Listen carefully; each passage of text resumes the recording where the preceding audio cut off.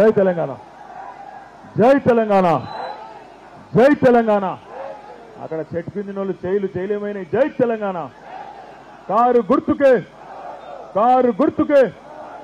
గౌరవనీయులు పెద్దలు చేవెళ్ల పార్లమెంట్ అభ్యర్థిగా కేసీఆర్ గారు ప్రతిపాదించి ఈరోజు మీ దగ్గరికి పంపితే మీ అందరి ఆశీర్వాదంతో, మీ అందరి ప్రేమతో మే 13 తర్వాత కాబోయే చేవెళ్ల పార్లమెంట్ సభ్యులు గౌరవనీయులు అన్న కాసాని జ్ఞానేశ్వర్ గారికి, గౌరవనీయులైన పెద్దలు మాజీ మంత్రి, మరి ఈరోజు మీ అందరికీ చేవెళ్ల చెల్లెమ్మగా సుపరిచితురాలైన మా అక్క, మా ఆడబిడ్డ గౌరవనీయులు పెద్దలు శ్రీమతి సబితా ఇంద్రారెడ్డి గారు, గౌరవ స్థానిక శాసనసభ్యులు సోదరులు అన్న ప్రకాష్ గౌడ్ గారు, గౌరవనీయులు శేర్లింగంపల్లి శాసనసభ్యులు అన్న పెద్దలు శ్రీ ఆరికపూడి గాంధీ గారు, గౌరవనీయులైన చేవెళ్ల శాసనసభ్యులు అన్న శ్రీ కాళే యాదయ్య గారు, గౌరవనీయులు వికారాబాద్ మాజీ శాసనసభ్యులు డాక్టర్ మెతుకు ఆనంద్ గారు, పరిగి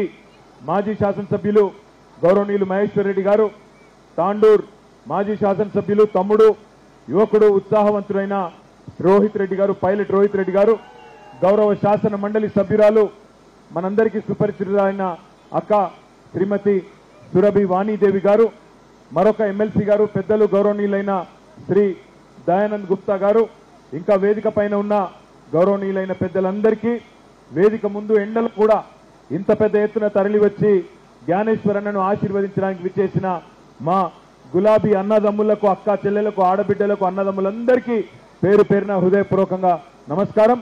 మీ అందరికీ కూడా హృదయపూర్వకంగా ధన్యవాదాలు.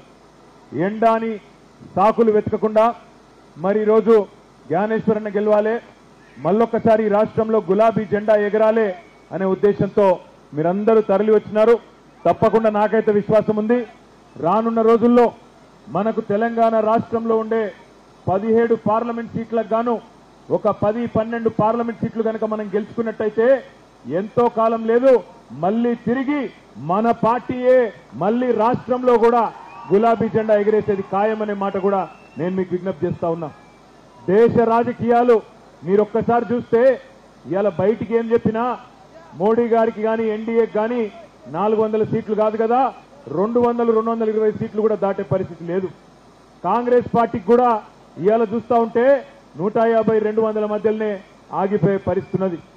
ఎందుకు గెలవాలి బీఆర్ఎస్, ఎందుకు ఉండాలి గులాబీ జెండా పార్లమెంట్లో అంటే, మీరిగిన్న 10-12 సీట్లు మాకు అప్పచెప్తే రేపటి రోజున అటు ఎన్డీఏ ఇటు యూపీఏ ఇద్దరు వచ్చి కేసీఆర్ గారి దగ్గరికి వచ్చి అన్నా దండం పెడతాం, మీ తెలంగాణకి ఏం కావాలంటే చేస్తాం, మీరు దయచేసి మాకు మద్దతు ఇవ్వండి అని వాళ్ళే మన దగ్గరకు వచ్చే పరిస్థితి రావాలంటే మన ఎంపీలు ఉండాలి, గట్టి గొట్లాటోళ్ళు ఉండాలి. వాళ్ళ చేవెళ్ల పార్లమెంట్ పరిధిలో మిమ్మల్ని ఆలోచించమని కోరుతా ఉన్నా. నేను ఎవరెవరికి మధ్యన జరుగుతున్నది పోటీ. నిన్న మొన్నటిదాకా ఇక్కడ ఉండి, నిన్న మొన్నటిదాకా మీరు గెలిపిస్తే గెలిచి, నిన్న మొన్నటిదాకా కేసీఆర్ గారు అవకాశాలు ఇస్తే అవకాశాలు వాడుకొని మంత్రి పదవులు అనుభవించి, ఎంపీ పదవులు అనుభవించి, ఇచ్చిన ప్రతి అవకాశాన్ని మీ దయతో, మీరేసిన ఓట్లతో, ఏపించిన ఓట్లతో గెలిచిన వాళ్ళు ఈరోజు తల్లి పాలు దాగి రొమ్ము గుద్దినట్టు తల్లి లాంటి అమ్మకు, ఇవాళ అమ్మ లాంటి పార్టీకి మోసం చేసిన రంజిత్ రెడ్డి, పట్నం మహేందర్ రెడ్డికి బుద్ధి చెప్పాల్సిన బాధ్యత మనందరి మీద ఉన్నది. ఇవాళ పార్టీకి కొంత కష్టకాలం రాగానే అధికారం పోయిందో లేదో వెంటనే జారుకునే ఎవరైతే పిరికి పందలున్నారో తప్పకుండా వాళ్లకు బుద్ధి చెప్పాలి. బలహీన వర్గాలందరినీ 93 కులాల బలహీన వర్గాలను ఐక్యం చేసిన బాహుబలి మన అన్న కాసాని జ్ఞానేశ్వర్ అన్న. మొన్న చేవెళ్ల సభ నేను చూస్తా ఉంటే టీవీలో, ఆ రోజు మా స్వామి గౌడ్ అన్న ఒక మాట అన్నాడు, మేము జనాభాలో 85-90% ఉన్న మేము బలహీనులం ఎట్లయితాం, బలహీన వర్గాలం ఎట్లయితాం, రేపు మా దమ్మెందో చూపెడతాం చేవెళ్లలో అనే మాట మొన్న మన స్వామి గౌడ్ అన్న చెప్తా ఉంటే నేను చూసిన.